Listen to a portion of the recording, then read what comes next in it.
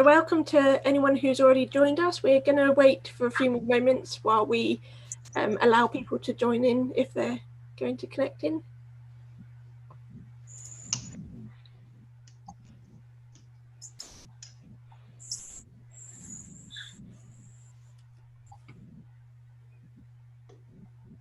So welcome to anyone who's already joined us. We're going to wait for a few more moments while we... Dear Mohan. How did you do that? Sorry, that was just the thing coming through because it's 20 seconds delay. So I was just checking the sound.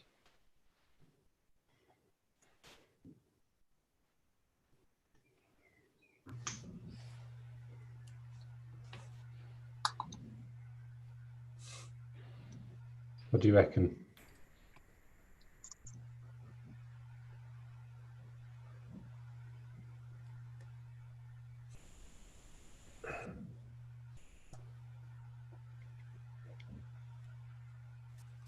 I mean, I'm wondering whether, I mean, it's coming up to 8:34,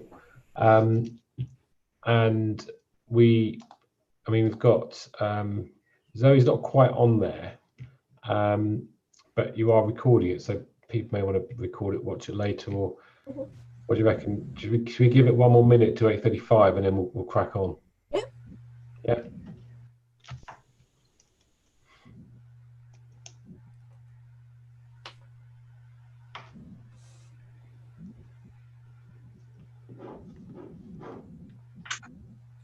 We got 3 watching on YouTube at the moment. Okay.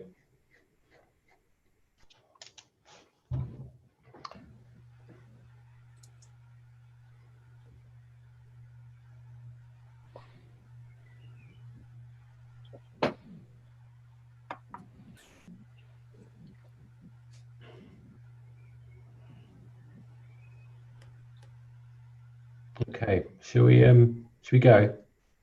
Yeah. Yeah. Everyone ready? So welcome everyone.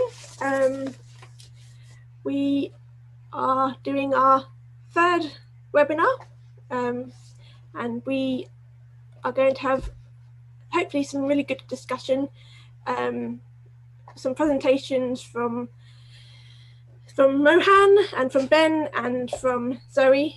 We will introduce them later on in the webinar. And we're also going to have a really great film by William Hay at the end, so that will be something exciting to look forward to.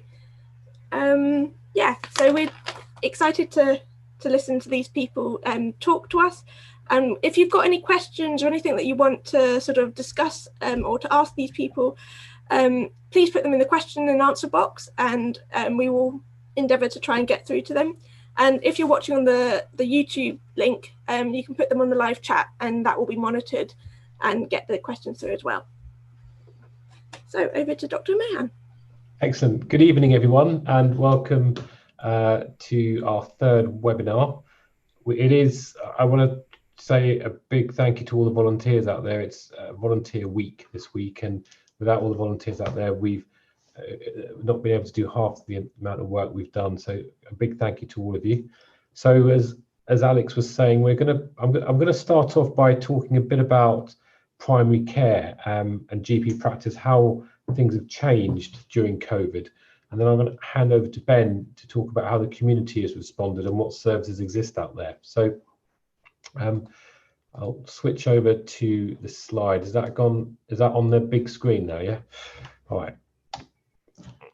So this is the first slide. I mean, the map on the furthest left is a map of Merton, and it shows the different clusters of GP practice in Merton. And so the future is that practice will work closely together. So you can see by the dots, there are 6 different coloured dots there: green, blue, orange, light blue, red, and purple. So that's how practices have come together to work together, to support each other and have new ways of working. So we've had hot clinics, hot visiting clinics, and these hot clinics are meant to support patients who we think may have COVID and need further assessment. And so they've been able to go to specific sites where the clinicians have worn PPE to make this happen. So that's just an example of how the new ways of working and how we've responded to the COVID response.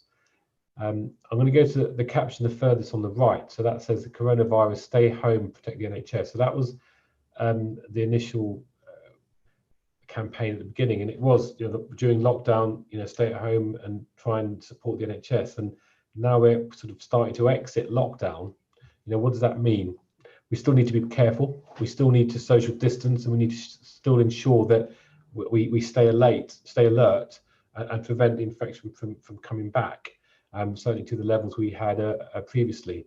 And that's what the middle slide is about. It's about the NHS is open for business, and actually people do still have medical problems which need further attention. So if you do have any ailments or any conditions which need support, please do contact your GP or 111, and they'll be able to signpost you or support you the best they can. All right, so how has primary care transformed? So I talked a bit of the first one here, the 22 practices. So there's 6 networks in Merton, and they've all been working very closely together to try and support the healthcare needs in Merton. We've now moved to a telephone triage consultation type model.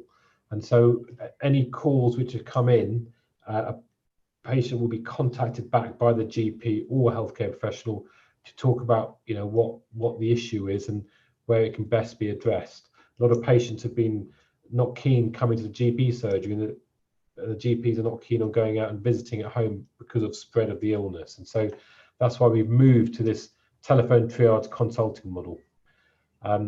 We've also done a lot of remote working, giving advice on the phone, video consulting, and making sure that we have the appropriate PPE to prevent any cross-infection.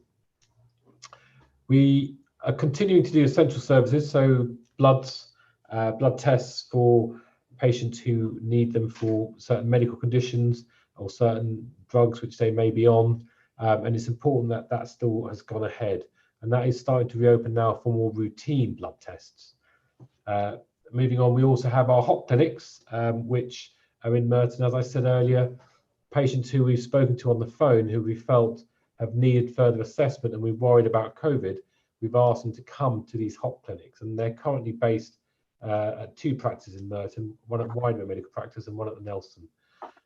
And they'll be accessed by the GP practice, who will say, look, I think you need further assessment, we'll book you into one of these slots. And this will minimise infection from patients to doctors and vice versa as well. Children's immunisations are important. So we've continued to provide those for children who've needed them, and so that's important that we don't get behind on that. So that still is occurring. I forgot the prescriptions sent electronically. So to prevent patients coming in, we're able to send all our prescriptions electronically, which is great. We're now starting to look at whether we can give medical certificates and also whether we can do blood forms electronically as well. So I think that would be a big change once we get that in place. And then finally, the last thing I want to talk about is the volunteer support. So the Merton Mutual Aid have been fantastic in terms of mobilising themselves around practices, and we've been able to get some of the volunteers to support GP practice by dropping off medical equipment at a patient's house, leaving it on the doorstep, and walking away, and the patient then using this device to then help give the numbers or give the levels to the doctor, who can then give some advice on the phone. So that's been a great support, and that process has allowed the patient not to be in close contact with the volunteer, and the volunteer not to be in close contact with the patient. So I'm really pleased that that's got up and going, and I look forward to growing that in months and years to come. I want to bring you to this slide here, which I think really shows what phase we're going to be entering now. And so it's quite a busy slide, but this is what happens in a pandemic. And so if I look at the first graph, so it's the pink one, or the first curve, this is the immediate mortality, and this is the immediate impact of COVID on people's health. And so we had quite a lot of number of deaths. We peaked around the middle of April. and we're starting to come down with this acute phase, and we're hoping it will stay down and there won't be a second wave. But this is the first thing we see in a pandemic. The second thing we see is this green wave, which is the patients who have not been to see their GP, and they've not been to see go to A&E, and these are sort of slightly urgent conditions which patients have delayed, and now we're encouraging patients to see their GP. Now we're starting to get quite a lot of backlog of patients coming through, so that's what this second wave is. And then the third wave is this blue line here, which looks at some of the long-term conditions which patients have, and how that's been interrupted. So things like routine care, routine blood tests, routine reviews, these have been halted temporarily while we've been dealing with these first two waves, and so that will come in the next few weeks, few months as well. Now I want to alert you to this big red wave here, which is the fourth wave, and this is the writings come off there, but it's actually the mental health or psychological conditions. And so patients who have been isolating at home have been finding it very difficult for their health and well-being, because we're social animals and we need to be outdoors, and so you need to get some activity outside, get some fresh air, otherwise you'll start feeling isolated and you'll start not being able to feel as well as you should do. So that's a really big key area, that one, because we've had patients who are having mental health problems before COVID happened, and COVID has enhanced that and made it a lot worse. And so it's an important key type of cohort of patients we need to take into consideration. And so what are we seeing now in general practice? So in the GP surgery, so we'll have a list of patients to contact on the phone, and we're getting a lot of patients contacts from shielded patients. So these are the patients who have certain medical conditions and they've had to stay isolated in their house for up to 12 weeks, which will come to the end of June. And these are for patients who are extremely vulnerable and have been advised to stay at home, otherwise there's a high risk that if they get COVID, that they may not have a favourable outcome, and also they may end up having to go to hospital. So a lot of queries about, what does that mean? Are they allowed to go outside? What can be done to help with their health and well-being? And so we've been deploying the social prescribers to help support them, and Ben, who's going to be talking in a bit, will help advise what exists out there and how that can happen. We've also got the mental health and alcohol use and misuse. That's also been quite prevalent of late, as well as patients are starting to turn towards having a bit extra to drink. And the last time we had this webinar, we had WDP talk about this and signs to look out for. Social isolation, again, people have been isolating as per guidance, and that has had big implications. So Ben, I'm going to let you talk about social prescribing a bit later on. Domestic violence, which Zoe Gallen will hopefully be joining us later to talk about. She's here, which is great, so I'll let her talk about that. But there has been an increased incidence in domestic violence and safeguarding as a result of COVID. We've increased the uptake of public and healthcare professionals, both to see whether individuals have got the infection, and now there's a big drive to see whether there's been a past infection to COVID, and that's a blood test, and that's starting to become more widespread. So watch your space in that, and that will tell us, that will identify how widespread the pandemic was. We're looking at the most vulnerable in our society, so care homes, and there's a big piece of work being done across Merton to try and support those patients who are in care homes, and certainly to ensure that infection is kept to a minimum. And we've got the Merton Community Response Hub, which I'm going to pass over to Ben now to take over and explain what that is. Please do, if you do have any questions, put it in the chat box, and we'll come to those at the end. So is that me? Oh no. So I'll just talk about my recovery phase, and then I'll pass you to Ben. So the recovery phase, what we are sort of entering now, we call it the recovery phase, although we're still not out of the woods, but what's happening now is that we're starting to bring back cervical smears. We're starting to look at long-term conditions. Mental health services are starting to reopen to what was around before COVID occurred, and the NHS is still out there. So, you know, if you do need support, contact 111 or your GP. Maternity services are still around, so please do attend those. And we have outpatient appointments are starting to open up as well. So a lot of outpatient appointments were kept on hold or postponed for later on in the year, while the hospitals were redeploying a lot of their staff to help on the front line. But that's starting to reduce now. So that's the recovery phase we're in at the moment. So Ben, I'm going to pass it over to you. Are you able to take over from the Community Response Hub? Yes, please. That's fine. Thank you, Mohan. Hello, everyone. Can you see me? Yep, that's fine. Thank you. Good evening, everyone. My name is Ben. I'm the Social Prescribing Manager at the Merton Voluntary Service Council. And I just wanted to give you some information about the Community Hub in Merton, how we have started and what's the offer out there for local residents.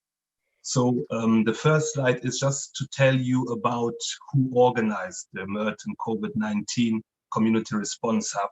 So it was Merton Voluntary Council, Merton HUK, Wimbledon Guild, Common Side Community Development Trust, and also Friends in St. Helier Hospital. Of course, this initially we started to have this community hub at Vestry Hall in Merton, but then of course the lockdown happened, so mostly we were operating remotely. All of this was done with the support of the London Borough of Merton, and for us was a great opportunity because we really worked closely together with the voluntary sector, with the NHS and the local authority. The next slide would be to tell you what sort of services are available for you since we started. And this is only possible, like Mohan mentioned before, because we had hundreds and hundreds of volunteers came forward to help us. So the services that we are able to offer at the moment is to help vulnerable or shielded patients with shopping or food parcels, dog walking, electricity, gas meter top-ups, telephone calls to keep in touch with them, posting letters. And then there's another service. This is what our team provides, the social prescribing team. We have helped 186 residents so far since the 8th of April to receive prescription and medication in Merton. So if somebody will run out of medication or prescription and they're unable to leave the house, they could call the community hub, they make a referral to us, and we have several options. It could be either a local pharmacy that could deliver the medication, or we can then make another referral to an NHS volunteer. So that service is up and running for 7 days a week, and been really helpful for some people who are unable to do this. There was a lot of flexibility around volunteers, different voluntary groups, as I mentioned, local authority, NHS. Even though it was a difficult crisis, it was really good to see the creativity and the flexibility of everybody involved to support the most vulnerable people in Merton. The next slide, I just wanted to show you some numbers in terms of what has been achieved so far in terms of different services from the community hub in different numbers. So in total, 129 residents called the community hub for themselves because they needed help and support. Also, we had 594 family members or friends who are concerned about the local residents. So this is possible as well. If you are worried about somebody living in Merton, you could call the community hub if you're unable to attend or to visit. Then we can make sure to check in with them. Yes, altogether was 414 calls in total. As I mentioned, 186 people received medication and prescription. We had 687 offers from volunteers. Over £18,000 were donated to the Merton Giving Fund. And then we have delivered 479 food parcels. And again, this was only possible because people donated and companies like big supermarket companies donated food, and we were able to deliver those food parcels. This is just to show you that that community hub was created in a very short period of time, and we're still learning as we go. We were very, very busy the first few weeks. It has gotten a little bit slower recently because we think we quite managed well to support most people. So the numbers, they have dropped a little bit in comparison to before, but it's still very much needed. As Mohan mentioned before, there are about 6,000 shielded patients in Merton. And at the end of June, they should be at home until the end of June. And obviously, it's not just about their medical history and the risk in relation to COVID. It's also their mental health and well-being. So our team, the social prescribers, we have a team of 9 social prescribers. We are based on 22 GP practices. And this is something that we really put an emphasis on and a focus, the shielded patients group, and as well as patients within care homes. So yes, I mean, a lot of work has been done. The offer is still there for you. If you need anything, or if you know about somebody who needs support, please don't hesitate to contact. And as mentioned before, there's still a lot of work to do with our partners from the NHS and from the local authority. That's about it from my part. If you have any questions, please drop them. Excellent. Thank you, Ben. Yeah, please do. If you've got any questions for anything this evening, then please do put it in the chat box. We have got Zoe Gallen here, but we can't see her. But can we hear her? Zoe. Yeah. Hiya, can you hear me? Yeah, we can hear you. Apologies, it's the council security on the laptop. It doesn't allow you to use your video on Zoom at the moment. It works on Teams and it works on Skype, just not Zoom. Okay. Are you right to carry on with that? You don't want to try it on your phone, or are you okay to just, can you see the screen and stuff? Yeah, so I can see the screen. I can see all the lovely faces around, so that's fine. Excellent. All right. Well, do you want to start off by introducing who you are, and then, yeah, we'll crack on. Yeah, so I'm Zoe Gallen. I'm the Domestic Violence Coordinator for Merton. And my role sits within the community safety team at the council, and I have a couple of responsibilities. One of them is ensuring that we've got domestic violence services in the borough, doing lots of comms on Twitter and social media, and the other job I have is to manage the high-risk case panel for domestic violence. I've got this kind of slide up just so that you can see what the definition is of domestic violence, and that's what I work to on a daily basis. So most of our work is around domestic abuse, which is the psychological, financial and emotional abuse that victims will experience. We do have domestic violence in its sense, but it's mainly the coercive control over finances, and some of the kind of gaslighting that goes on. Within Merton, we've got a number of services for victims, and one of them is our community IDVA service, and an IDVA is an independent domestic violence advisor, and their role is to contact every single victim they get a referral for and start offering support to them. The other service we've got is our refuge, and that is a safe space for women. Obviously, for safety reasons, I can't say where it is in the borough, but it's in the borough. The other service that we've got on borough is something called Complex Needs, and it's an IDVA with the specialism around mental health, substance misuse and alcohol. So we can access all of those services, and so, you know, residents can as well as professionals. Everything goes into our IDVA service, our community service, and then what they will do is they will kind of like triage and see what the client needs, refer them to a service that they might need, but also hang on to them for long-term support and advice. And their aim is to kind of reduce the risk to that victim. I say victim because even though we have many, many female victims, we do have a lot of male victims in Merton. And the split is about 70% women, 30% men. So I always state victim survivor rather than he, she, just because we do look after male victims. Our complex needs service and our community IDVAs will both look after men. Obviously for our refuge it's female only, and there is a male refuge within the UK, but it's always busy and there's always a waiting list. In terms of COVID and how it's affecting our services, there's been a national increase to the National Domestic Violence Helpline, but within Merton we haven't seen the spike that the national services have. And I think that's purely because the national services have been in the media a lot more. We've seen some increases, but it's not unmanageable at the moment. I think our thought is that when lockdown is finally lifted fully, that's probably when we will see a lot of our victims coming to talk to us.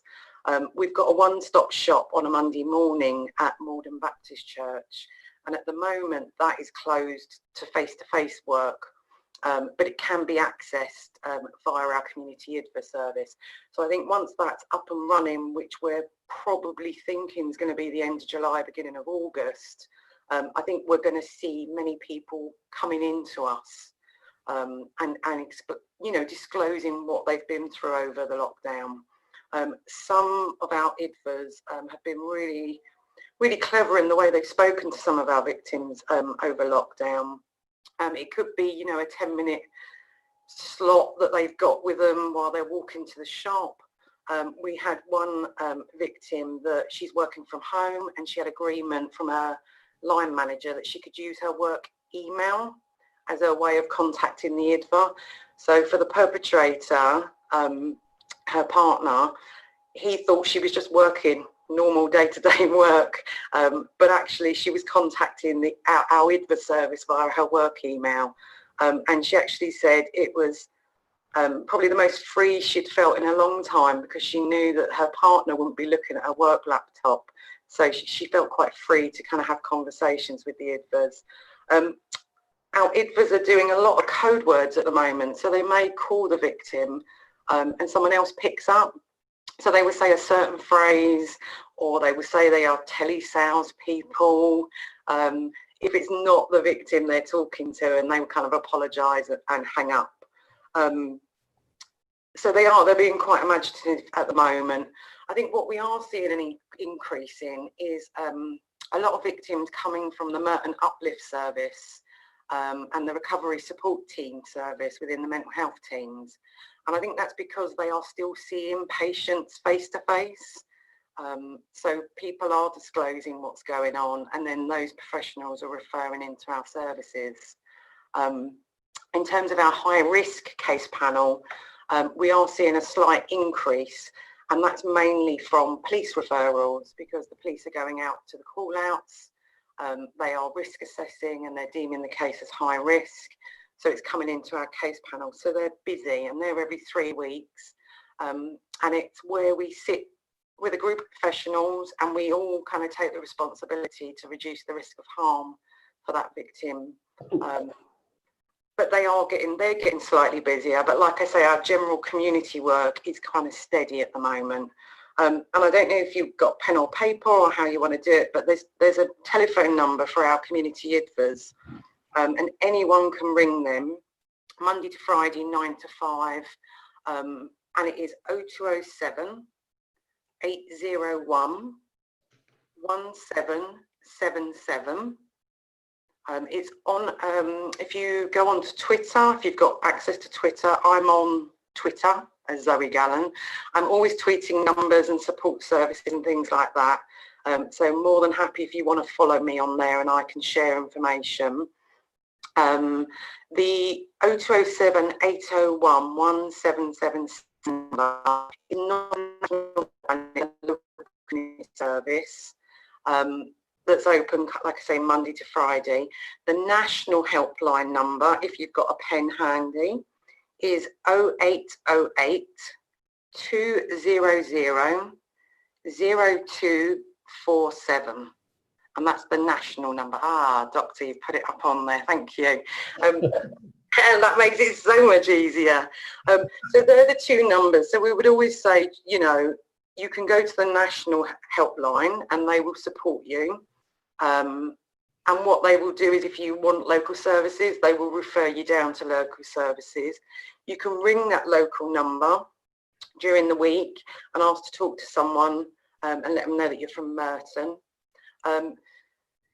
We're also, there's a campaign running at the moment called Listening from Home, and it's asking neighbours to listen out for their neighbours, and if they hear something that they're not too sure about or they're worried, they're asking, the police are asking that you dial 999 and report it, so that you can kind of help your neighbour when they're in trouble and if they can't get to the phone.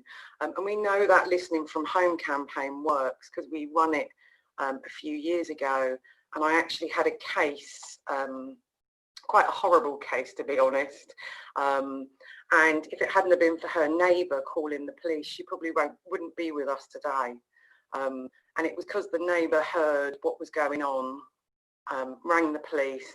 The police used what they call their big red key to get in the front door, and literally managed to intervene just in time. So we would say that if you are a neighbour and you hear your neighbours, please, please, please call the police. Or if you know someone that just wants some support around their domestic abuse, you know, they can call those numbers. I'm more than happy to help assist and be the in-between if that helps some people. Obviously you can't see my face, but you've heard my voice and you can hear it's a friendly voice. So if there is anyone that, you know, even if it's just to drop me an email and say I'm a bit worried about my neighbour across the road, how do I report that? And you're a bit worried about calling the 999, I'm more than happy to help with that. Crime Stoppers are also running a domestic violence campaign, so you can always ring them anonymously, and any report they get, they are passing it down through the police chain to local police forces. So you can always report anonymously that way. So I think they're the kind of key highlights really for what's going on at the moment.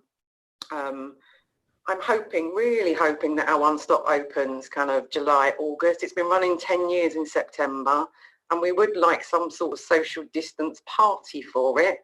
And we are planning for a virtual party and a non-virtual party. So I can also let you know about that as and when it happens, and anyone is more than welcome. It will be a kind of a bit like an open day as well, so you can come and visit if we can do it face to face. If not, I will try and do some virtual video party. Excellent, excellent. Thank you, Zoe. That's been really, really informative, and I think that's, you know, real need, and we're seeing a lot of that, certainly in general practice. I had a case today actually, and actually, you know, like you say, I think it'll be once lockdown, we start exiting lockdown, that these cases will come forward. So it's even more important now to be vigilant, and also neighbours and communities to think about, you know, what's happening in their own area. I think communities are being really, really good in this. You know, there's been a number of emails come into our community safety team saying I'm a bit worried about my neighbour, or I'm worried about a child, and where can I report it? And we've been advising people how to report it. We'd rather they reported it themselves than us report it as a third party, because we're just saying to the police, well, you know, Mrs. Jones told us X, Y, and Z, and actually they would like to hear it from Mrs. Jones themselves. And I know it can be a bit daunting, and some, you know, for some neighbours, they don't want to get involved because, you know, it's, you know, someone else's business, so to speak.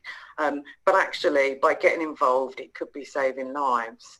And I know that from your end, Doctor, that I did a talk with the CCGs, the clinical commissioning groups, 2 weeks ago, and we're seeing a lot of clients coming through the GP surgeries because it's a safe space for them to come and disclose to. I think the other thing to bear in mind is Boots and Superdrug, mainly Boots.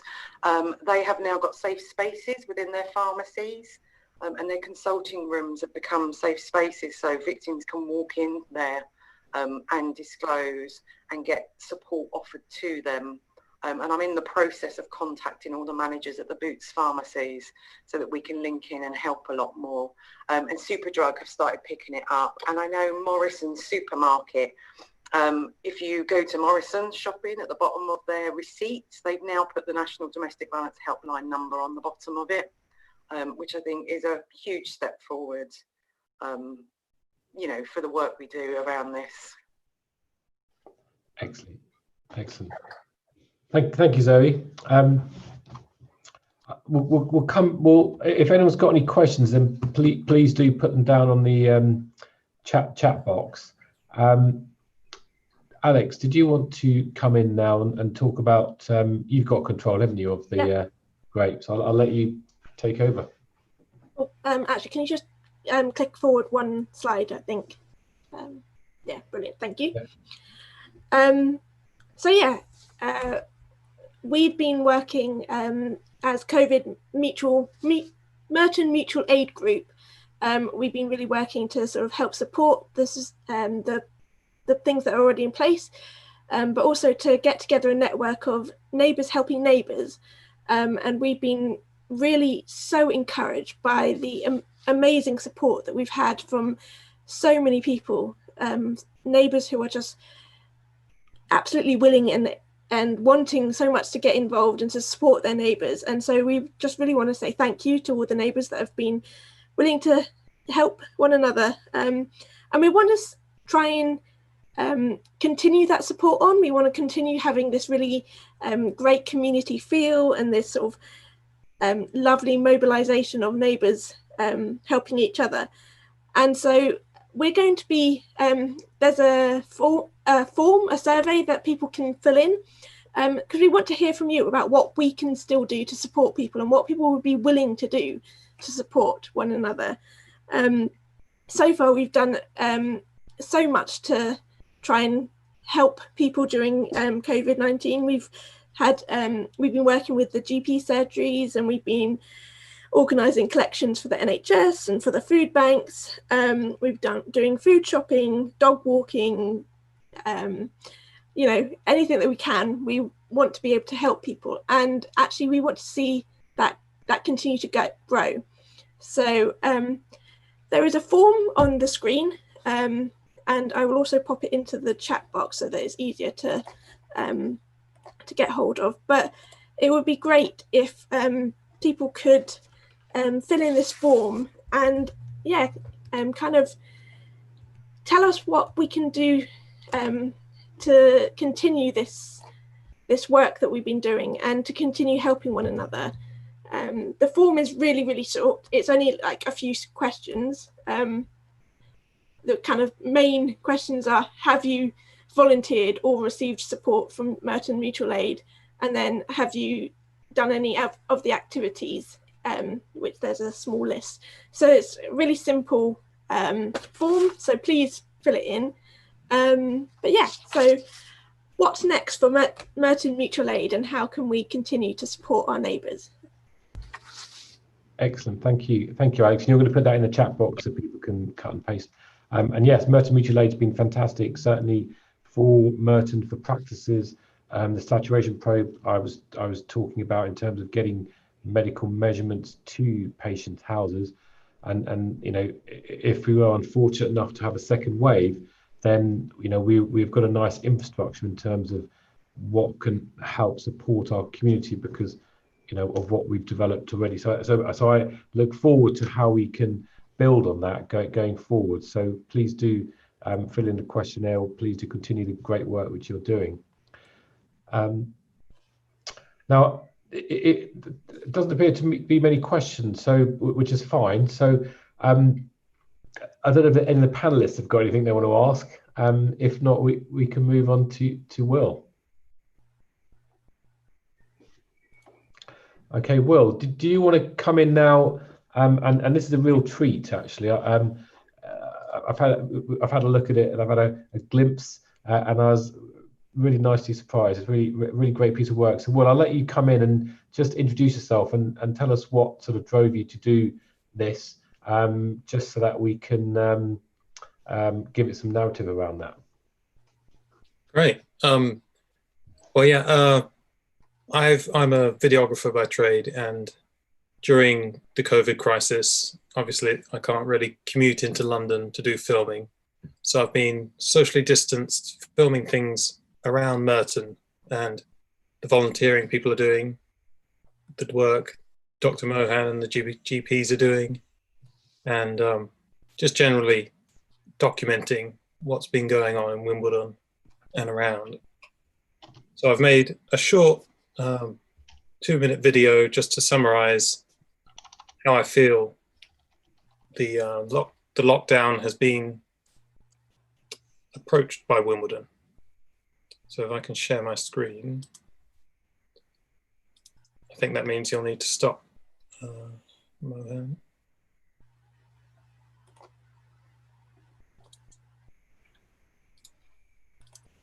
That should be all right.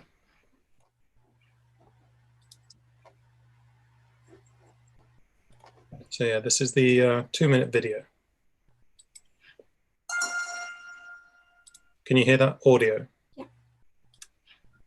When you walk through a storm, hold your head up high and don't be afraid of the dark. At the end of the storm is a golden sky and the sweet silver song of love.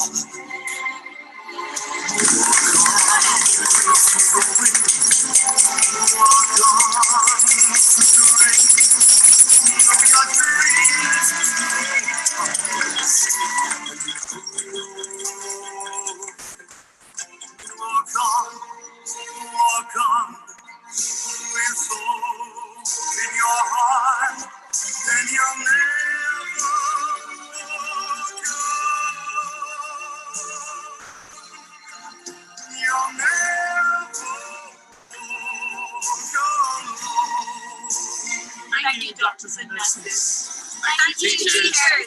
Thank you, Dons, for all your help. Thank you, Merton Mutual Aid. You're doing a phenomenal job right now. So I'd like to thank the Wimbledon community for coming together at this time of COVID and really identifying levers to support each other and each other's neighbours.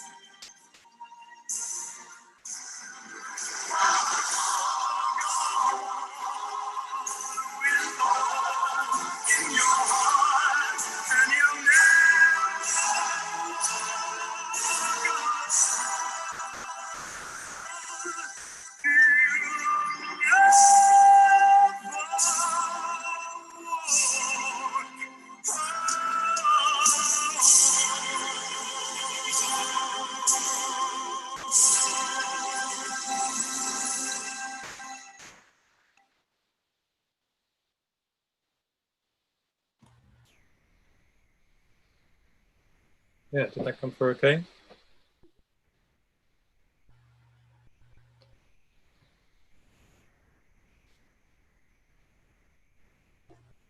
Oh, Mohan, you're muted. Classic error. Well, that was fantastic, and that was great to see, and nice to see. What's been happening across Merton. Is there going to be a bigger version of it? Just tell us a bit more where we might be able to capture that or see the but it's on my Will Hay Films YouTube channel, and with all the material I've got, I've done longer interviews, and I will be trying to put something a bit more in depth together in due course. So that'll be on my YouTube channel as well, Will Hay Films. Excellent. Do you want to just put your details in the chat box, just so that in case people want to see the full version on there? There was one question which from Shuli about if you've not heard from the hospital, do I assume that I will have a face-to-face appointment?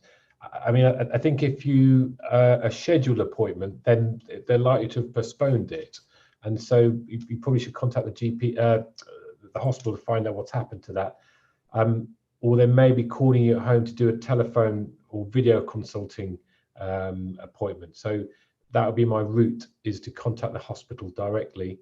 any problems, then I'd contact your GP as well.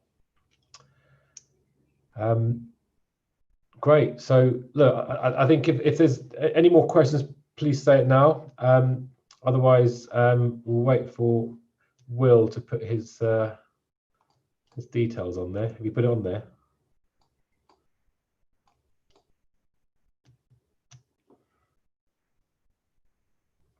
And while we're waiting for that, I'll ask any of the panelists if they wanted to say any last words.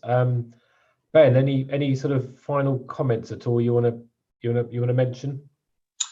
No, I mean, after this video, there's really not much to say. It's a very nice video, and it really shows, and what Alex has mentioned before, it really just shows the goodwill and how we are all able to pull together. And I think that is the beauty of that pandemic. It shows us really that there is a lot of possibility to get closer together. And no, fantastic. So the video said it all. There's nothing left for me to say. Brilliant. Thank you. Thank you. Zoe, have you got anything you want to say as a parting statement? Just to say thank you really to all the volunteers. I know I've been in contact with some of them via mutual aid. I think one of the things to come out of COVID is just human kindness. And from a local authority employee, thank you. Excellent, excellent. Alex, did you want to come in and mention? I think there was a question about will slides be shared? So maybe a bit about the link as well, and how people can see this webinar. Yeah, so the webinar will be, well, it's been live streamed on YouTube, so it'll be up on YouTube after this as well. And we will also put a link to it on the Facebook group. We will also, for the slides, if people want to email me with their details, I can then email the slides directly across. So my email address, I put it in the chat, but it's also minister.alex@outlook.com. So minister.alex@outlook.com. And please feel free to email me and I can pass the slides on to you directly. But yeah, as a sort of word from me about just everything, I guess, thank you again for all your help in the different ways that you volunteered and also just the different ways that you've been obeying the lockdown rules and yeah, just keeping Merton alive, I guess, is really great. So thank you, everyone. Thank you, Alex. And Will, did you want to say anything at the end? No, I think I say everything I can. Brilliant. Beautiful. Okay. Well, thank you all. It's been great. Really good to share what work we're doing in Merton. And look forward. Keep safe. And we'd quite like to do another one maybe in a few weeks' time, depending on what the need is. But it's been great, and look after yourselves. So thank you again. And I'll draw this meeting to a close. So thank you all our speakers, and thank you all panelists, and thank you for giving up your time. Thank you all. Thank you, everyone. Bye-bye.